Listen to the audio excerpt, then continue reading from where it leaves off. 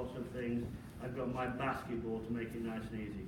But I will encourage people, and this is exaggerated, but if people have too much cupping of the wrist in the hitting area, we're going to talk about this afternoon, I will tell them, I want you to hit the wall before you hit the ball. Now, is that too much? Yes, of course it is. Are any amateurs going to do that? Not that live on this planet.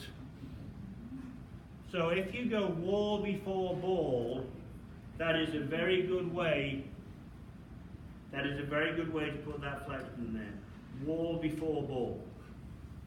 Another example that I like to close the club face is to stick a shaft in the ground, which I've done there, and then without letting me move the shaft either side, I just turn the shaft. You can see I'm just turning it. And I will tell people, that happens in your downswing. It may not happen there, but it happens in your downswing.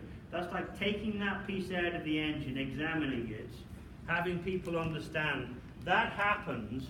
Now it can happen anywhere you want it. It can happen as you start down, it can happen somewhere in the middle of the downswing, but it's got to have happened by impact. You've got to be somewhat turning that lead wrist. I've had a lot of success with that, teaching people to start the slide. So just stick a shaft in the ground and turn the back of the left hand down to the ground. This again is another practical drill here. If you do indoor teaching, it's very good. Just take a basketball that has a stripe on it, place it against a wall, and just imagine you've stuck that basketball on a spike. Now just turn the ball. That's putting flexion in the wrist. It's also shallow in the shaft. That's a really good drill. Just place that ball against the wall and just turn it. Look what my right elbow does there. I should try doing that sometime when I hit a golf ball. I wish my right elbow would do that. I need to make my right elbow do that.